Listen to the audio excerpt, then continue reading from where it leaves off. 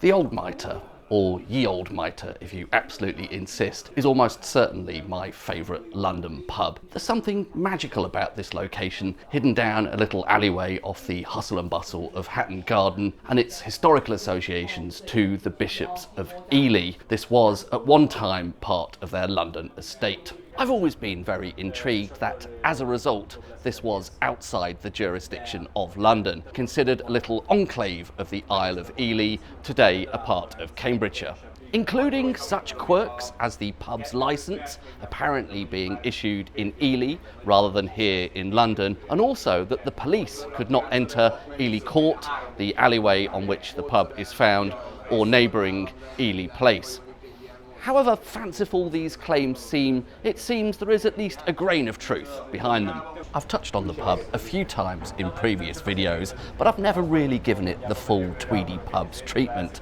I actually started researching the history of this pub back in 2023, but I hit something of a brick wall in that I couldn't prove the existence of the pub prior to the building of the current building in somewhere around 1773. There is this claimed date of 1546 for when the pub was first established, which features prominently all around the pub's signage, but I couldn't find any clear evidence of the pub existing prior to the 1770s. For that reason, I held off on covering the pub in any great detail, hoping that some records might come to light which proved it one way or the other, but I suspect I may be waiting a very long time.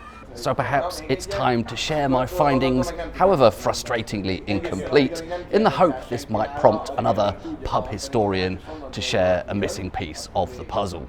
This is going to be a very deep dive down a pub history rabbit hole, probably not for the faint-hearted, but it is going to say much more about the real history of the pub than I believe has ever been published before anywhere else, and I will do my best to stick to the absolute facts and cite all of my sources.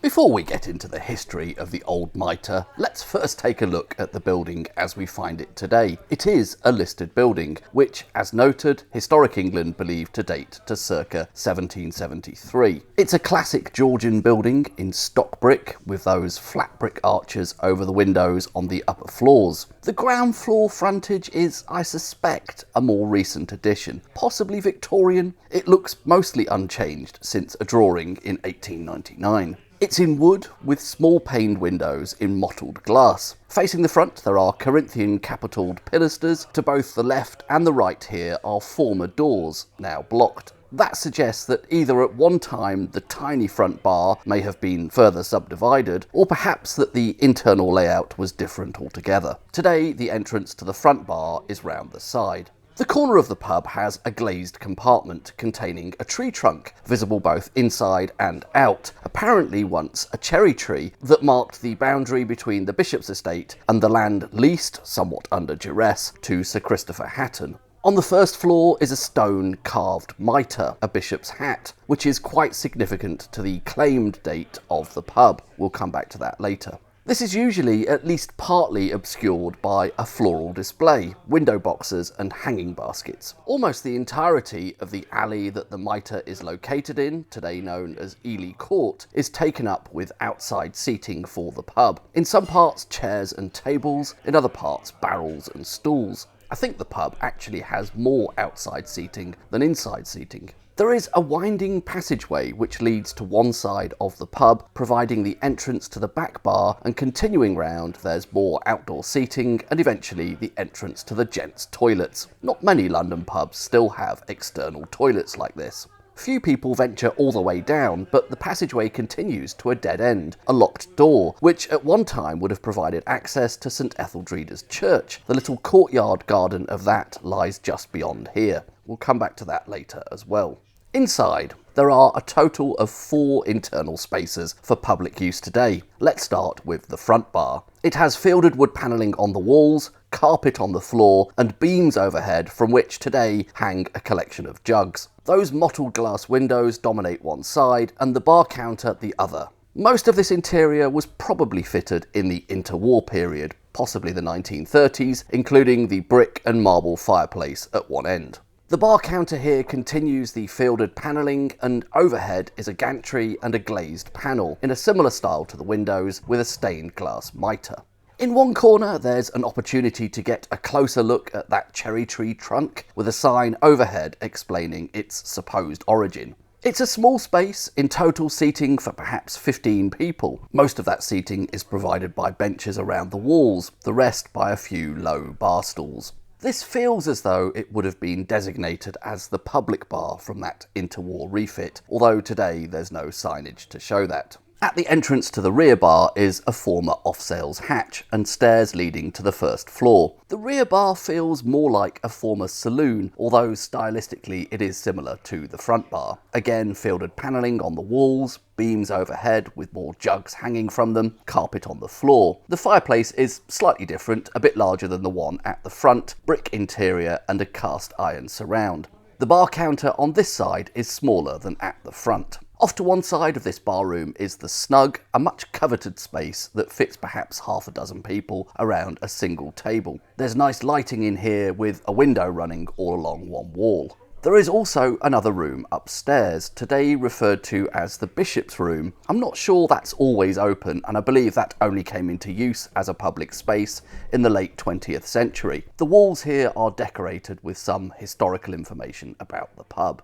It's a fuller's pub today, but it's one where the manager has a lot of freedom in choosing the beer lineup, and although London Pride is always a firm fixture, typically every other real ale on offer is a guest beer from a different brewery. There are 5 hand pumps on the front bar and a further 2 in the rear bar, and the range is constantly changing. It never seems to be the same lineup twice in a row. They've won various awards from CAMRA for the selection and quality of their real ales, as well as plaudits from the SPBW, the Society for the Preservation of Beers from the Wood. They're one of the very few London pubs that periodically have ales served from wooden casks. The current manager, Judith, has been at the helm since, I think, 2014, having, I believe, been assistant manager under its former managers, Eamon Scott, better known as Scotty, and his wife Kathy, who I think ran the pub going all the way back to the 1980s.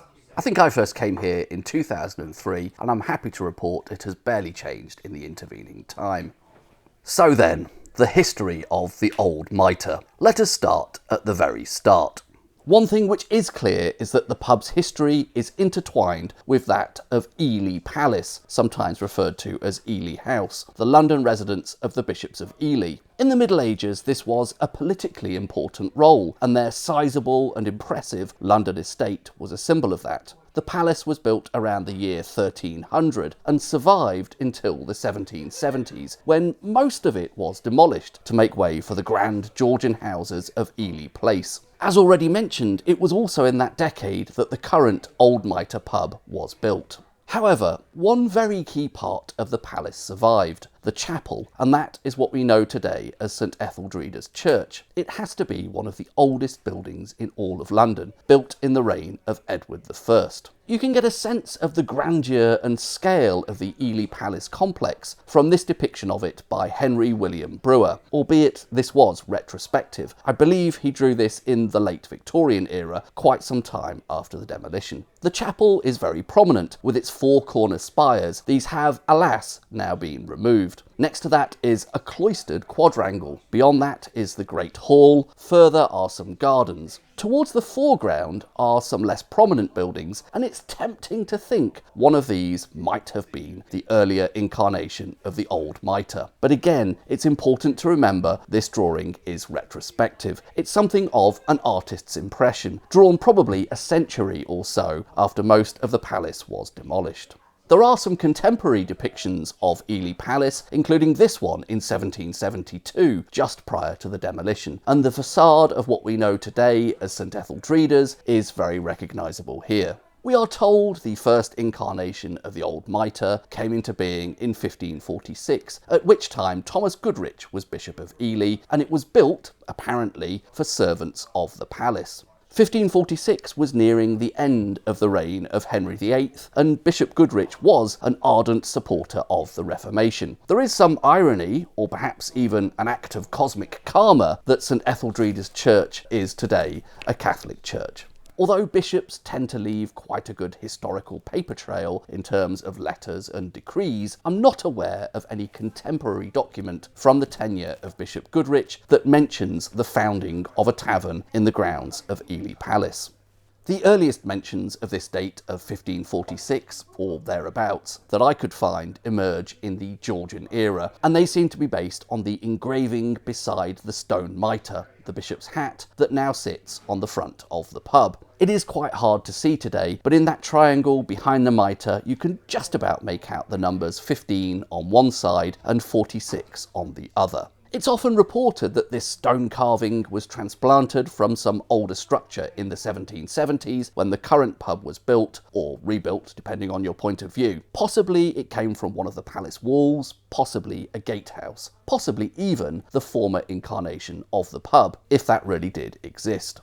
In fact, in this depiction of the Great Hall of Ely Palace, you can almost see a similar shape of some kind of carving above this entrance here. The earliest mention I found of this stone is in, I think, 1782, which, if that date is accurate, would also be the earliest written reference to the pub itself that I'm aware of. This is in a book titled The London Guide, which doesn't seem to have a date in the opening pages for when it was published, but later footnotes in the text suggest 1782. Some of the facts presented here are a bit confusing, suggesting the stone was found on the dissolution of the monasteries by Henry VIII, with a date of 1548 in it, that being the year after Henry VIII died, and about a decade after the dissolution took place, which was of course within Henry's lifetime. The date also intriguingly differs slightly from what we see today, 1548 rather than 1546. It's easy to see how, over time, with the carving becoming weathered and worn down, and later possibly recarved, how one digit there could morph into the other. The address is described at that time as Chapel Court, Ely Place, and the name of the pub is given as the Mitre Ale House. There is a note that it is newly built, and it does say built rather than rebuilt there. There doesn't seem to be any interpretation at that time that the date, be it 1548 or 1546, refers to when the pub was first established though. If it is indeed meant to be 1548, then perhaps it commemorates one of the milestones of the Reformation that Thomas Goodrich, then Bishop of Ely, had contributed to, like the Act of Uniformity or the First Book of Common Prayer. In which case it was less about the establishment of the pub and more about the establishment of the Anglican Church. Or it could just be something much more mundane and be the date that some particular wing or gatehouse of Ely Palace was rebuilt. After that, mentions of the stone mitre start to crop up again in the mid-19th century. The first of these that I found in that century is in the Illustrated London News in 1856, suggesting the carving of the mitre formerly stood over the entrance gate to the palace. Even at that time, there was some scepticism over the accuracy of this, with the Civil Engineer and Architect's Journal in 1861 stating that the authenticity of this tradition and the alleged antiquity of the mitre is very apocryphal. Furthermore, the Antiquary in 1889 notes that the date looks as if it has been added of late years. The carving of the mitre is also depicted in E. Callow's Old London Taverns in 1899, possibly the most detailed drawing of it we have from the 19th century.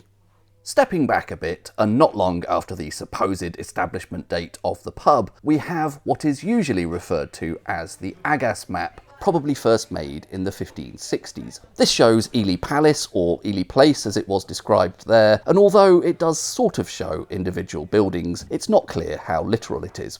What this does show is that, at that time, the street we now know as Hatton Garden didn't yet exist, and that land was part of the gardens of the palace, extending all the way west to Leather Lane, a street which still exists today. Those gardens were famed for growing strawberries, leading to a much-quoted line which forms part of the pub's lore from Shakespeare's Richard III. "My Lord of Ely, when I was last in Holborn, I saw good strawberries in your garden there. I do beseech you, send for some of them." In 1577, apparently after some pressure from Queen Elizabeth I, one of her favourite courtiers, Sir Christopher Hatton, took partial possession of the estate. There is an oft-quoted but possibly apocryphal letter from the Queen to the Bishop of Ely, where she addresses him as proud prelate and threatens to unfrock him if he doesn't comply with the agreement to hand over some of the land. This gives rise to some more of the lore surrounding the pub, that Queen Elizabeth would come to visit Hatton there, possibly enjoyed the strawberries, and danced around a cherry tree used as an improvised maypole, the trunk of which is now built into one corner of the pub, we are led to believe. It's hard to verify whether that story is true or not, but who am I to say?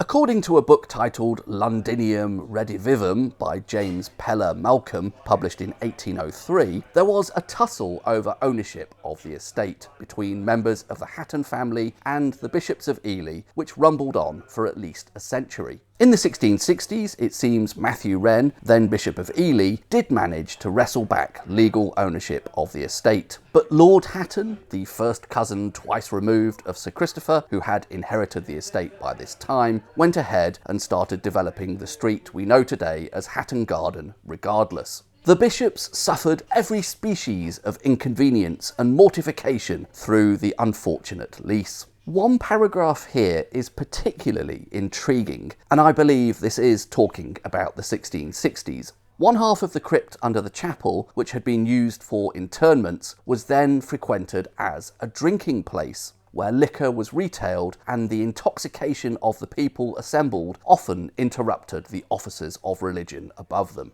This is a somewhat paraphrased version of the contemporary manuscript held in the Harleian collection, but the gist is more or less the same. The crypt is just a stone's throw from the modern site of the Old Mitre, just across that little courtyard, which remains as a reminder of the cloistered quadrangle that once was. It's tempting to think that this could be the actual precursor of the Mitre, an improvised drinking den in the crypt of the chapel. Coming back to the development of Hatton Garden, there is a survey in 1692 showing all of the new buildings and who they were sold to, although it stopped short of depicting any of the Ely Palace buildings. Intriguingly, it does show an alley labelled Ely Passage, that is, I believe, what we know as Ely Court today, on which the Mitre is located. It's really quite frustrating. If only the author of this had just scribbled in a bit more detail, we might have had some confirmation that the Mitre existed at that time. That does also seem to correspond to an entrance into the palace complex, shown in that Henry William Brewer illustration, albeit once again remembering that that was made retrospectively. A few years later, another frustrating survey seems to almost, but not quite, depict the Mitre, if indeed it existed at that time. This is a plan, possibly dating to 1704, which shows the chapel, the quadrangle, and the hall of the complex. Overlaying this on a more modern map, using the chapel as a guide, would suggest the modern footprint of the Mitre corresponds to somewhere around here. Alas, nothing is labelled on this plan at that location.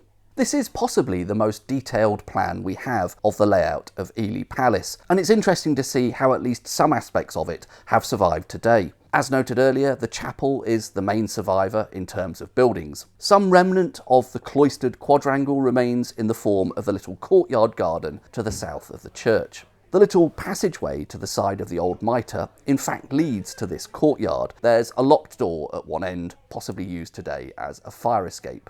Given that the modern courtyard is, I think, a little smaller than the original quadrangle, I believe part of that passageway covers some of the original path of the cloistered corridor round the outside of the quadrangle. In the 1980s, the canteen attached to the church was redeveloped, and some 13th century Flemish tiles were found. It's quite possible, were it ever excavated, that more of those are present underneath that passageway beside the pub. Later maps from the 1700s don't really provide a lot of additional detail. Here, for example, is John Rock's map of 1746, where most of the palace complex is just shown in one large block. So that brings us to the 1770s, the decade in which this area saw so much change. An Act of Parliament was passed in 1772 to allow the bishops of Ely to sell the estate to the Crown. The bishops relocated to a house in Mayfair, 37 Dover Street, and that has a mitre on the front of it still today. The intention of the Crown purchasing the estate had originally been to put it to some public use. First, it was proposed to relocate the excise office there, but that apparently fell through. Subsequently, there was a project to move the Old Fleet Prison to the site, but that, unsurprisingly, met with resistance from the local residents, and that idea was abandoned as well. Without a clear plan for a public project, eventually the estate was sold on to Charles Cole, and he was responsible for demolishing the palace and developing the houses on Ely Place. I suspect Charles Cole was also responsible for building the current incarnation of the Mitre, and I believe ownership of the freehold of the pub remained in his family for about the next century, until it was auctioned off in 1874, along with the chapel and some houses in Ely Place. Horwood's map of 1799 gives a sense of the layout shortly after all of the redevelopment. Most of Ely Palace demolished, replaced with the terraces of Ely Place, and the passageway beside the pub appears to lead all the way to the church at that time. On this map it is labelled as Mitre Court. Moving into the next century then.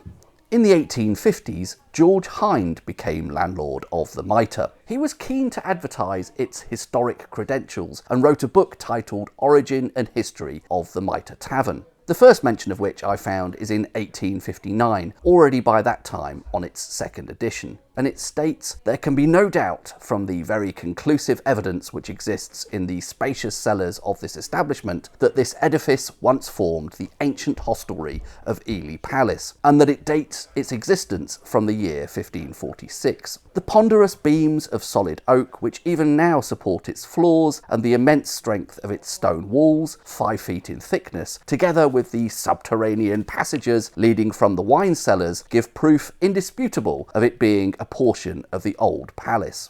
He mentions elsewhere on that page about the date of 1546 on the Mitre sculptured in stone. So George Hind seemed to be convinced that the cellars of the pub predate that rebuild in the 1770s and were actually part of the earlier pub building connected to the rest of the palace complex. It's also worth noting that it's around the time that George Hind was landlord of the pub that those mentions of the stone carving of the Mitre re-emerge, and it's the first time we see that date of 1546 interpreted as when the pub was first established. I suspect it may have been George Hind who first put forward this theory, having been convinced by the antiquity of the cellars. Perhaps we can rewind a bit here to return to this claim that, for much of history, the immediate vicinity of the Mitre was under some separate jurisdiction to the rest of London. You might think, with the bishops having sold up and moved on, that the status as an enclave of Ely would have ended in 1772, but things like parish boundaries in London are surprisingly resistant to change, and Ely Place remained extra-parochial, outside of the jurisdiction of the local parish, as evidenced by this advert for a house for sale in 1792, having the great advantage of being extra-parochial. You can also see this status discussed in the Proceedings of the Old Bailey in 1824, a case which mentions in passing a Dr. Tweedy, no relation as far as I'm aware. At this point in history, parishes would normally have been responsible for providing services like paving, lighting and night watchmen. So an extra-parochial area wouldn't have benefited from any of those services, nor would they be required to pay what were known as poor rates, local taxes for them. Thus, from the outset, Ely Place was a private road. The residents paid for its maintenance and also employed their own watchmen, later referred to as beadles. That is still the case today.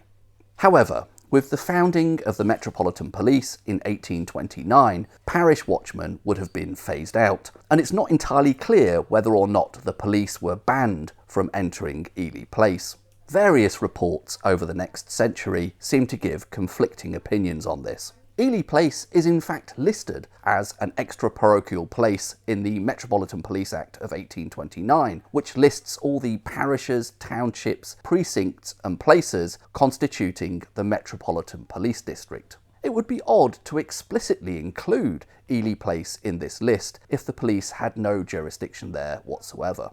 In 1842, an individual Act of Parliament was passed for paving, lighting, watching, cleansing and improving Ely Place. That makes it clear that Ely Place is a private street, not a public thoroughfare. The Act establishes commissioners for overseeing the aforementioned functions, and there is one clause that gives the constables appointed by those commissioners, i.e. the beadles, equivalent powers to the police for preventing and removing nuisances, obstructions and annoyances, and of apprehending the offender.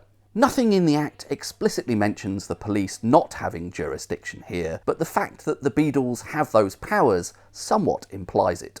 A book in 1844 titled Apologists of City Administration states that a number of areas, although liable to pay for the police, employ their own watchmen and exclude the city police. Ely Place is given as an example of one such locality, which is shut in at night with gates. So it doesn't exactly state that the police have no jurisdiction in those areas, but the fact that they're gated means that these streets would not have been included on the regular patrols of police officers overnight. But then, in Edward Walford's book, Londoniana, in 1879, it is stated of Ely Place that not only is it extra-parochial, but it is exempt from the jurisdiction of the city or metropolitan police. There's a similar article in 1915 which also mentions the architect of a recent restoration, W.F. Foster. I think that's William Frederick Foster, who was later the in-house architect for the Meur Brewery, never quite sure how to pronounce that, M-E-U-X. An article in 1928 seems to suggest the police could enter Ely Place, but only by invitation from a beadle.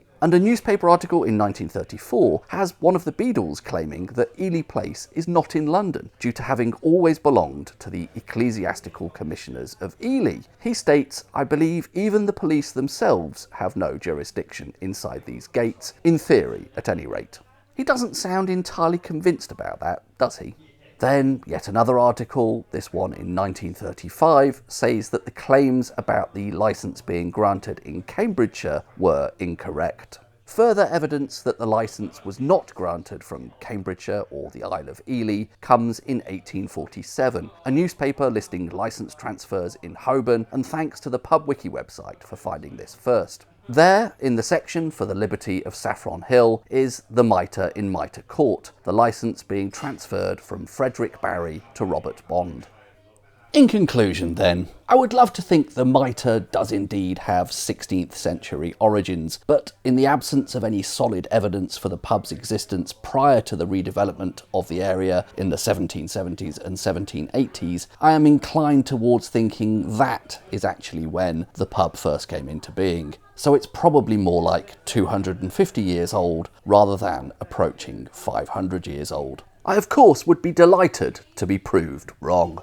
As far as I can tell, the claim of a date of 1546 rests solely on the stone carving of the mitre, which most sources say was a transplant from somewhere else, and throughout the time it has been sat on the front of the pub, it has drawn some amount of scepticism about its authenticity. Not to mention that the earliest accounts reported a different date inscribed there, 1548 rather than 1546. I think we probably have one-time landlord George Hind to thank for the interpretation that the date represented the year the pub was first established. His belief that the cellars predate the current pub building could still prove to be true, and there is every likelihood that other relics of the Ely Palace complex are hiding just below the ground there, like those 13th century tiles which are probably just beneath the passageway beside the pub.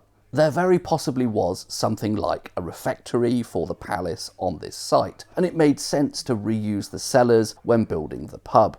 I have asked a few times at the Mitre about getting access to the cellars to take a look for myself, but the response has always been a bit hesitant. I get the sense it's probably not a straightforward request and likely requires approval from the head office of Fuller's. Let's face it, people in the trade have far more important things than the whims of YouTube pub antiquarians to occupy their time with. I'm not sure that would provide definitive proof anyway. Even if the cellars are as old as George Hind claimed, we still wouldn't know what they were previously used for. It could have been a purely private function within the palace, although it would make the current building of the Mitre that bit more special to know it had those ancient underpinnings.